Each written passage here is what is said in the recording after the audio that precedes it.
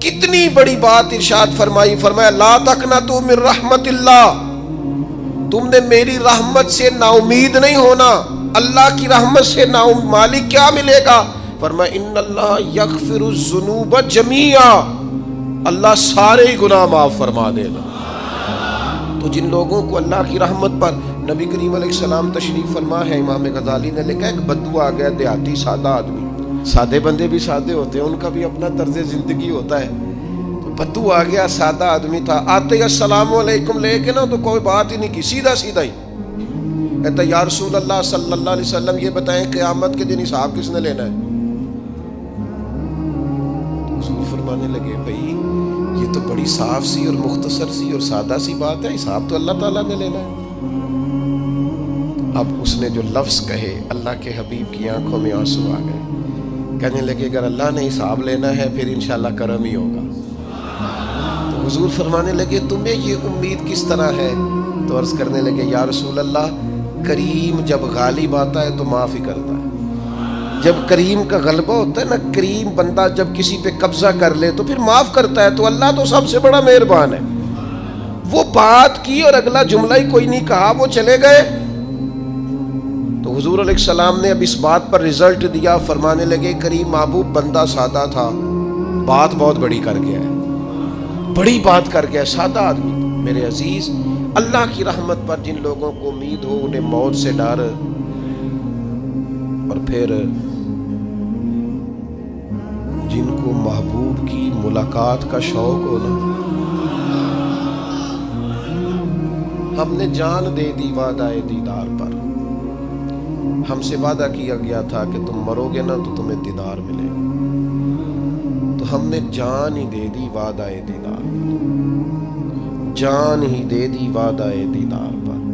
اور پھر فرماتے ہیں نقد اپنا دام ہو ہی جائے گا، فرماتے ہیں ہم نے جان دی ہے اس وعدے پر کہ وہ ملے گا، تو امید ہے کہ یہ سودا ادھار نہیں۔ جیسے ہی قبر میں جائیں گے سامنے حضور کی زیارت نصیب ہو جائے گی۔ اس لیے لحد میں بھی عشق رخ شاہ کا داغ لے کے چلے، اندھیری رات سنی تھی سو چراغ لے کے چلے۔ یہ حدیث آپ نے بھولنی نہیں، یہ تنہائیوں میں یاد رکھنے کی روایت ہے، یہ تنہائیوں میں پڑھنے کی روایت ہے۔ یہ اپنے ذوق کو تازہ، جو لوگ کہتے ہیں نا وجد سرور کیف میں جانا چاہتا ہوں، وہ مشکات شریف کی اس حدیث کو دیکھے۔ اللہ کے حبیب علیہ السلام نے فرمایا لوگوں میں تمہیں بتاؤں قیامت کے دن اللہ تعالیٰ بندوں سے پہلا سوال کیا فرمائیں گے اور بندے اس کا جواب کیا دیں گے؟ یا رسول اللہ کرم فرمائیے، بتائیے۔ تو کریم فرمانے لگے اللہ تعالیٰ قیامت کے دن بندوں سے سب سے پہلا سوال، اگرچہ بعض اور احادیث میں اور سوالات بھی آئے ہیں قیامت میں جو سب سے پہلے ہوں گے، لیکن اس حدیث میں یہ والا سوال حضور نے بیان فرمایا۔ حضور فرمانے لگے اللہ قیامت کے دن اپنے بندوں سے سب سے پہلا سوال یہ فرمائے گا کیا تم میری ملاقات کو پسند کرتے تھے؟ اوئے ہوئے ہوئے، کیا تمہارا ملنے کو جی چاہتا تھا؟ کبھی اے حقیقت منتظر نظر آ نہ لباس مجاز۔ اقبال کہتے ہیں تیرے کرم اتنے ہیں دل کرتا ہے تجھے دیکھیں، کبھی کبھی اے حقیقت منتظر نظر آ نہ لباس مجاز میں، لاکھوں سجدے تڑپ رہے ہیں میری جبین نیاز میں، تمہارا دل کرتا تھا مجھ سے ملنے کو؟ حضور فرماتے بندے عرض کریں گے مالک بڑا دل کرتا تھا۔ تو پھر اللہ فرمائیں گے یہ گفتگو کی معنویت تو دیکھو یار، اس کا حسن تو دیکھو۔ اللہ پھر پوچھیں گے کیوں دل کرتا تھا تمہارا؟ دل کرتا تھا تو کیوں کرتا تھا؟ عرض کریں گے مالک اس لیے کہ ہمیں امید تھی کہ تو معاف بھی کر دے گا، رحمت بھی فرمائے گا، اس معافی کی امید پر دل کرتا تھا تو ملے۔ حضور فرماتے ہیں پھر رب فرمائے گا مجھ پر واجب ہے، میں نے اپنے کرم سے واجب کر لیا ہے کہ آج تمہیں جنت عطا کروں گا۔ یہ جو ملاقات ہے نا، ملاقات کہ وہ ملیں گے، ان سے ملاقات ہوگی۔ عمر بیت گئی نا نام جپتے، عمر بیت گئی نا تذکرہ کرتے، ہم سے بھی لوگ پوچھتے ہیں کیا کمائی کی، کیا زندگی میں حاصل کیا، تو ہم کہتے ہیں شرق سے غرب تک ملک کے کونے سے لے کر دوسرے کونے تک مدینے والے کی بات کی ہے، حضور کا ذکر کیا ہے۔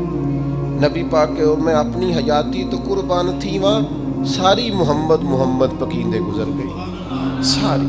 یہ اعزاز ہے، یہ کرم ہے۔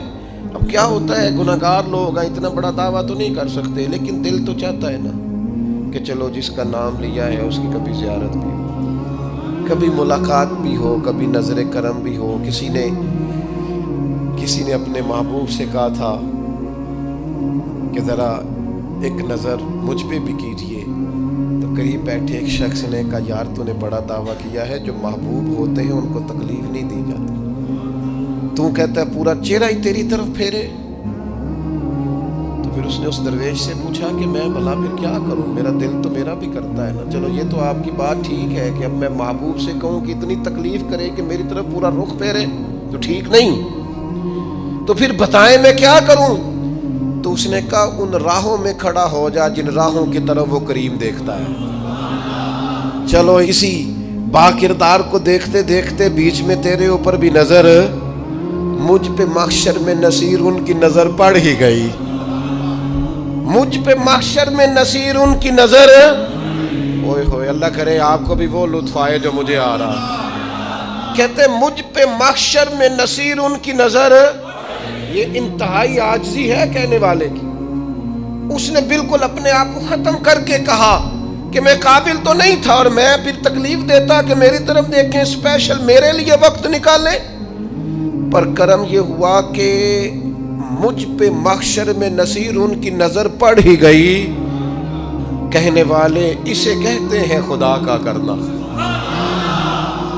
کہنے والے اسے کہتے ہیں خدا کا کرنا۔ اللہ نے کیا کہ نظر مجھ پر پڑ ہی گئی، اور جب پھر پڑ گئی تو تیری ایک نظر کا کمال ہے اور میری زندگی کا سوال ہے، بس جب پڑ گئی تو سو پھر پڑ گئی۔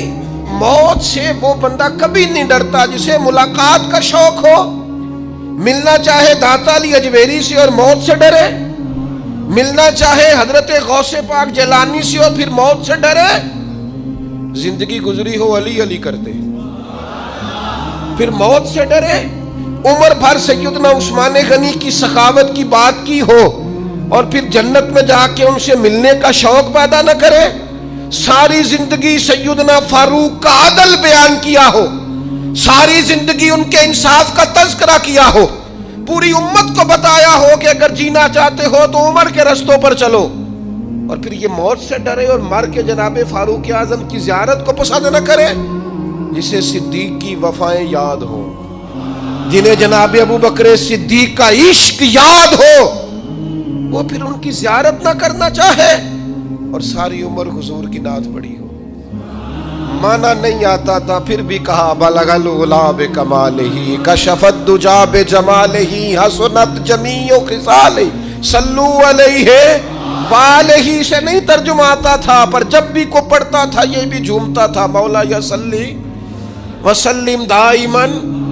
میں آپ کو بتاتا ہوں توتلا آدمی، توتلا اور دیوانہ مجذوب بیچارہ، سمجھ نہیں، توتلا بولنا بھی ٹھیک نہیں آتا۔ مجھے نماز کا سلام پھرا تو وہ جلدی آ گئے، وہ ایک مجذوب آدمی تھے، سادے تھے، تو سلام لی تو کہنے لگے میں گل کرنی سی، تو میں نے ان سے کہا کہ تھوڑی دیر کے بعد ملتے ہیں۔ سادہ آدمی ہے، اللہ مجھے معاف کرے، میں کوئی نقل تو نہیں ان کی اتار سکتا، اس زبان کو ہم توتلی نہیں کہتے، ہم اس زبان کو بلالی زبان کہتے ہیں۔ یہ بڑی خوبصورت زبان ہوتی ہے، یہ جو توتلے لب و لہجے ہوتے ہیں نا، وہ جب بچہ پوری طور پہ اماں نہیں کہہ سکتا، توتلا ہوتا ہے تو کوئی مزہ آتا ہے اماں کو اماں کہلوانے میں۔ جب وہ پوری طور پر باپ کو بابا نہیں کہہ سکتا اور توتلا ہوتا ہے تو کوئی مزہ آتا ہے کہنے میں۔ وہ جب دادی نانی دادا کہتا ہے تو دادے کا دل کرتا ہے یہ 100 بار کہے، چونکہ اسے کہنا نہیں نہ آتا، لیکن اس توتلاہٹ میں جو اس کو لطف آتا ہے۔ مجھے بڑے لوگ آ کے شعر سناتے ہیں، میں نے بڑے خوشگلو نعت خانوں سے زندگی میں سنا ہے، وہ صاحب میرے پاس آئے اور میں نے کہا بعد میں ملیں گے، تو سادہ آدمی ہے، مجذوب ہے، پورا شعور نہیں رکھتا، مجھے کہنے لگا مصطفیٰ جان رحمت کے بعد، مصطفیٰ جان رحمت پہ لاکھوں سلام کے بعد، یعنی معنی یہ تھا کہ سلام کے بعد، تو اب بڑے بڑے سریلے بندوں سے بھی بندہ سنتا ہے میرا دل کرے، اور میں نے جان بوجھ کے ان سے کہا اے دوبارہ کیا جائے ذرا، کیونکہ توتلے تھے نا. میں نے کہا تو کہنے لگے مصطفیٰ جان رحمت پہ لاکھوں سلام کے بعد او میرے عزیز یاد رکھو ساری زندگی حضور کی نعتیں پڑھی، نبی پاک کے تذکرے سنے، اب موت سے ڈر جائیں؟ حالانکہ موت تو ایک پل ہے، پل سے گزریں گے تو سامنے اللہ کا دیدار بھی ہوگا، مدینے والے کی زیارت بھی نصیب ہوگی. تو زیارت ہوگی اور ہر نظر کانپ اٹھے کہ محشر کے دن خوف سے ہر کلیجہ دہل جائے گا، اوڑھ کر کالا جبہ وہ آ جائیں گے اور سارے محشر کا نقشہ بدل جائے گا. یہ موت کا خوف نکالنے والی چیزیں ہیں، ڈر. اچھا مجھے ایک بات بتائیں، یہ میں امید کی بات کرنے لگا ہوں، چلیں اب یہ بات تو مشکل ہے پر کرنی پڑے گی، مجبوری ہے. کبھی کبھی ابا جی سے مار بھی پڑ جاتی ہے بندے کو، گھر میں کو 2-4 لگ بھی جاتی ہیں، تو اس وقت نا جو سب سے بڑا سہارا کسی کو نصیب ہوتا ہے وہ یہ ہوتا ہے کہ اللہ کرے اماں گھر میں موجود ہو. اور میں نے دیہاتوں میں کئی مائیں ایسی دیکھی ہیں جو بیٹے کے حصوں کی مار کھاتی ہیں. ابا نے ڈنڈا لے لیا ہے بیٹے کی غلطی پہ، اب اماں بیچاری سامنے ہو گئی ہے، 2-4 اس نے بھی کھا لی. یہ بات آپ سمجھیں، موت کا خوف نکالنے کے مفہوم میں بات عرض کر رہا ہوں. اماں موجود ہو نا گھر میں تو ابا سختی بھی کرنے لگے تو کسی وقت احساس ہوتا ہے کہ جناب یہ سختی نہیں ہوگی کیونکہ میری اماں، اور اماں پوری وکیل بن جاتی ہے کہ نہیں تو نہیں پتا تو ہو گئی غلطی، وہ فلانے دے منڈے نے خراب کیتا ہے، حالانکہ ہو سکتا ہے اس نے اس کو بھی خراب کیا ہو، لیکن وہ اماں وکیل ہے، وہ وکالت کر رہی ہے اور وہ بے لوث کر رہی ہے. ہوتا ہے ایسے، اس بات کو سمجھ لے اچھے طور پر. موت کا خوف نہیں، ڈر نہیں، اس لیے کہ گھر میں ماں موجود ہو تو باپ کا ڈر نہیں ہوتا. تو قبر حشر میں تو رسول کریم موجود ہے، وہاں تو نبی کریم موجود ہے، وہاں تو اللہ کریم اپنی رحمت فرمائے گا بندوں پر. اس لیے خوف نہیں، پینک نہیں، اپنی غلطیوں کا احساس ضرور کریں، اپنے اعمال پر توجہ ضرور دیں، لیکن موت کے خوف تلے دبتے نہ جائیں. انشاءاللہ صبح قیامت کرم ہوگا. میرے نبی پاک علیہ الصلوۃ والسلام نے تو فرمایا ہے بس ہم نے ایمان کامل لے کے جانا ہے دنیا میں. حضور نے فرمایا ہے جس طرح 14ویں رات کا چاند چمکتا ہے اس طرح میرے غلاموں کے چہرے چمکیں گے قیامت کے. اللہ کے رسول صلی اللہ علیہ وسلم فرماتے ہیں جسم کے جن جن حصوں پر وضو کا پانی لگتا رہا وہ قیامت میں چمکیں گے. دور سے لوگ ان کا نور دیکھیں گے، پتہ چلے گا وہ محمد عربی کے غلام آ رہے ہیں. یہ کرم ہوگا صبح قیامت، یہ عطائیں ہوں گی. اس لیے مومن موت سے ڈرتا. سیدنا بلال حبشی رضی اللہ تعالیٰ عنہ، آخری وقت ہے، نزع کا عالم طاری ہے، اور یہ گفتگو دیکھیں غلاموں کی.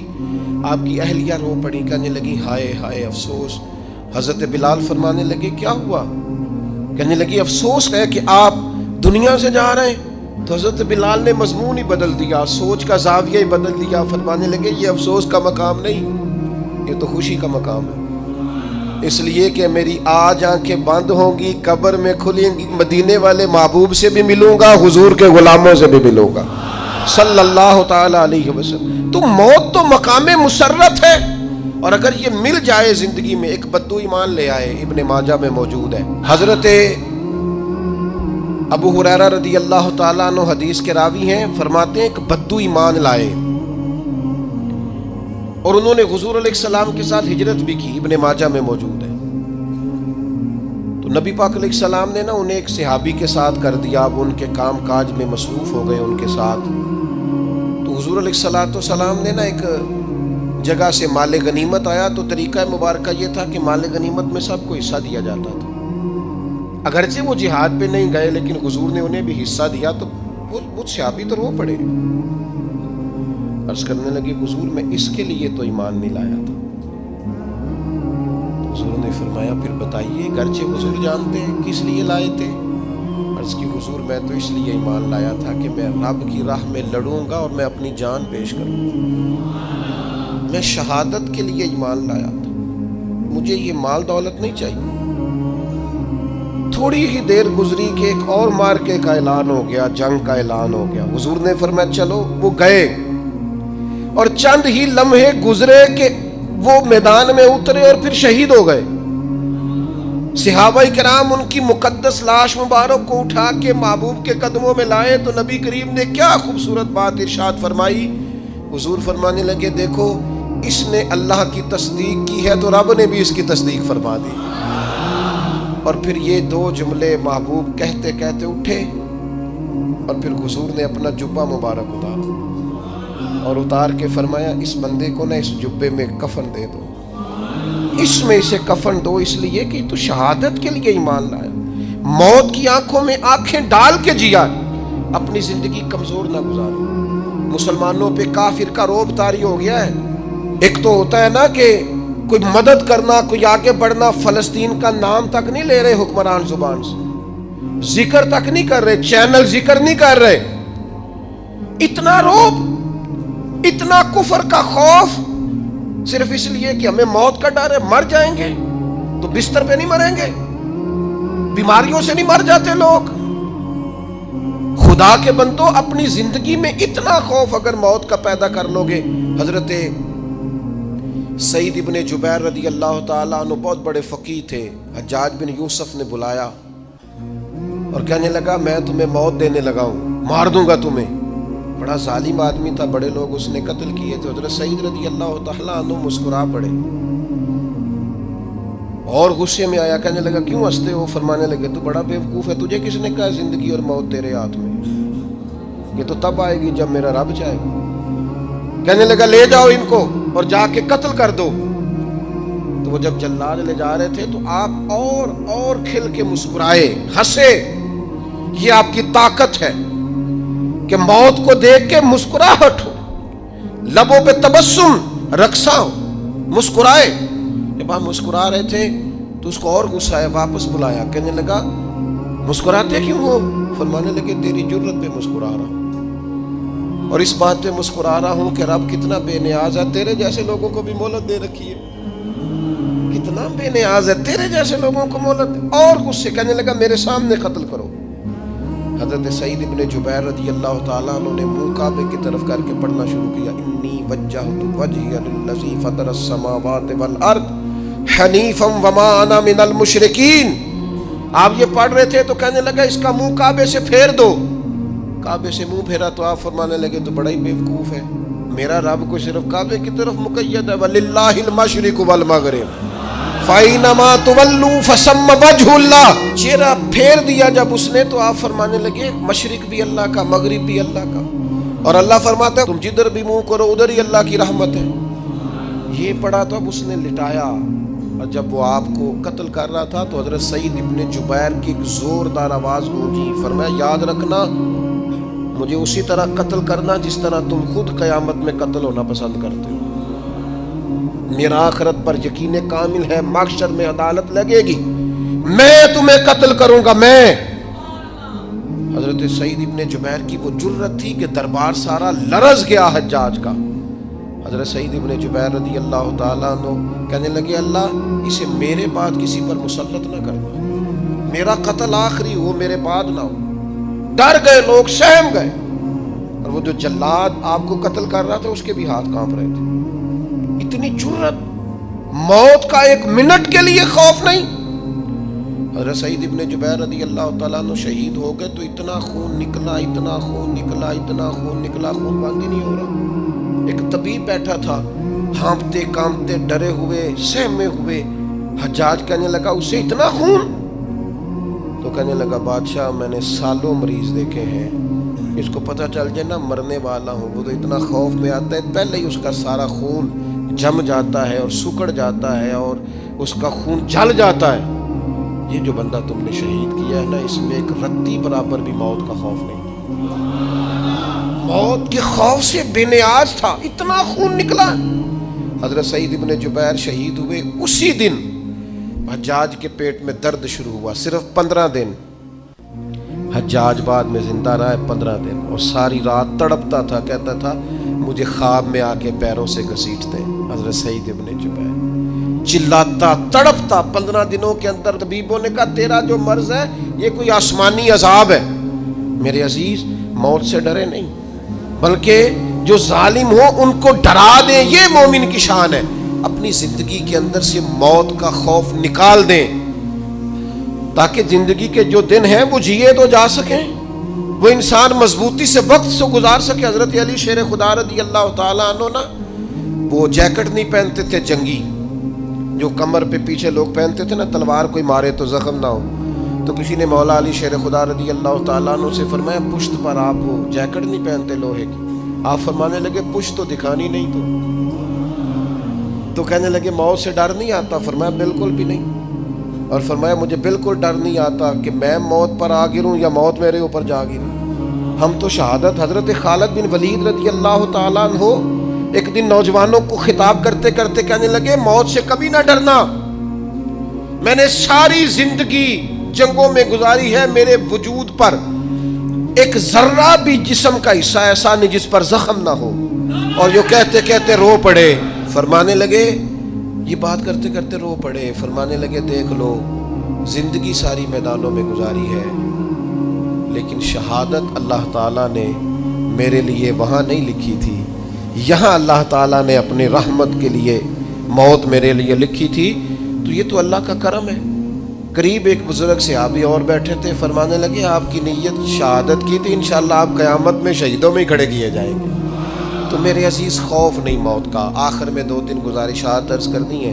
ایک تو میری آپ سے گزارش ہے، جنہوں نے ابھی تک قرآن مجید کی تلاوت شروع نہیں کی، وہ ابھی سے آج سے 10 منٹ ٹائم ہو تو مسجد میں بیٹھ کے ایک رکوع پڑھ کے جائیں، قرآن مجید نہیں چھوڑنا۔ رمضان کا تعارف یہ ہے کہ شہر رمضان الذی انزل فیہ القرآن، تو قرآن مجید سے دلچسپی۔ دوسری میری گزارش ہے راشن بانٹنے والوں سے بھی کہ مہربانی کریں لائنوں میں لگانا چھوڑ دیں، اور لینے والوں سے بھی میری عرض ہے کہ اللہ تعالیٰ سارا سال عطا کرتا ہے، 3-4 ہزار کے لیے کیوں اپنے آپ کو آپ تکلیف میں ڈالتے ہیں؟ سارا سال اللہ دیتا ہے۔ اور پھر میری آپ سے یہ بھی اپیل ہوگی کہ طبیعتوں میں حلم پیدا کریں، بردباری پیدا کریں، یہ بڑی ضروری چیز ہے۔ مثبت سوچیں لائیں، روزہ ہماری تربیت کرتا ہے۔ اور پھر آپ سے یہ بھی اپیل کروں گا رمضان شریف کی مقدس گھڑیوں میں صرف اپنے لیے نہیں سوچیں، امت کے لیے سوچیں، بالخصوص فلسطین کے مسلمانوں کے لیے کم از کم دعا مومن کا ہتھیار ہے، وہ تو جم کے کریں اللہ کے حضور۔